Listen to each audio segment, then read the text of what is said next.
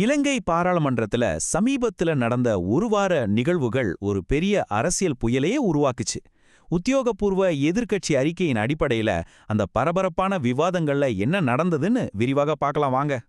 ஒரு நாடு பெரிய நெருக்கடியில இருக்கும்போது அந்த அரசாங்கத்தை எப்படி பதிலளிக்க வைக்கிறது, அதுக்கு பாராளுமன்ற நடைமுறைகள் எப்படி ஒரு கருவியா பயன்படுதுங்கிறத பத்தி தான் நம்ம இப்போ ஆழமா பார்க்க போறோம்.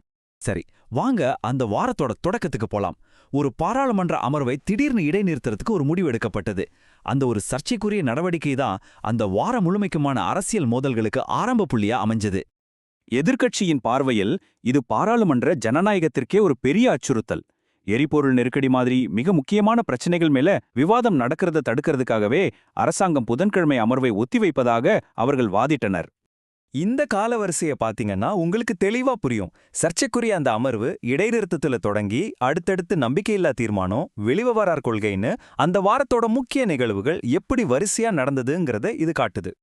இப்போ பல முக்கியமான துறைகள்ல அரசாங்கத்துக்கு அழுத்தம் கொடுக்க எதிர்க்கட்சி எப்படி பாராளுமன்ற கேள்விகளை ஒரு சக்தி வாய்ந்த ஆயுதமாக பயன்படுத்தினாங்கன்னு பார்க்கலாம். முதல்ல பொருளாதாரம். மத்திய கிழக்குல நடக்கிற பதற்றத்தால எரிபொருள் தட்டுப்பாடு வருமா, அதுக்கு அரசாங்கத்தோட திட்டம் என்னன்னு கேட்டாங்க. அதோட இப்போ பரவலா பேசப்படுற கிரிப்டோ கரன்சி பயன்பாட்டுக்கு இலங்கையில என்ன விதிமுறைகள் இருக்கணும், வறுமையை ஒழிக்க என்ன செய்ய போறீங்கன்னு அடுக்கடுக்கா கேள்விகள் எழுப்பப்பட்டது. அதற்கு கூடுதலாக கேள்விகள் இன்னும் விரிவானது. விமான நிலைய வருமானம் பத்தின புள்ளி விவரங்கள்ல ஆரம்பிச்சு செம்மணி புதைகுலைகள் போன்ற மிக முக்கியமான வரலாற்று நீதி சம்பந்தப்பட்ட விஷயங்கள் வரைக்கும் கேள்விகள் கேட்கப்பட்டது. ஏன் மதத் தலைவர்களுக்கு உத்தியோகபூர்வ கடவுச்சீட்டு வழங்குறதுக்கு என்ன தகுதினும் விளக்கம் கேட்டாங்க. அந்த வாரத்துல பதற்றம் உச்சத்தை அடைஞ்சது எப்ப தெரியுமா? மின்சக்தி மற்றும் எரிசக்தி துறை அமைச்சருக்கு எதிரா ஒரு நம்பிக்கையில்லா தீர்மானத்தை கொண்டு வந்த போதுதான். இந்த நம்பிக்கையில்லா தீர்மானம் சாதாரணமானதில்ல.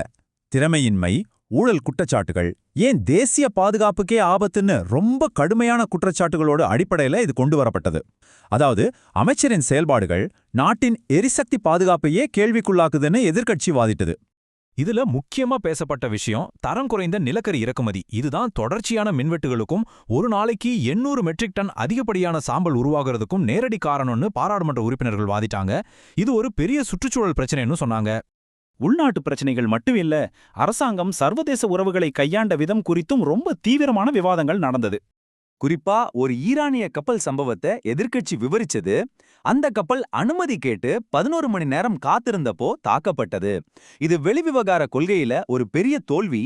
சர்வதேச கடல் சட்டங்களுக்கு கீழே இலங்கையோட கடமைகளை மீற செயல்னு அவங்க கடுமையா குற்றம் சாட்டினாங்க.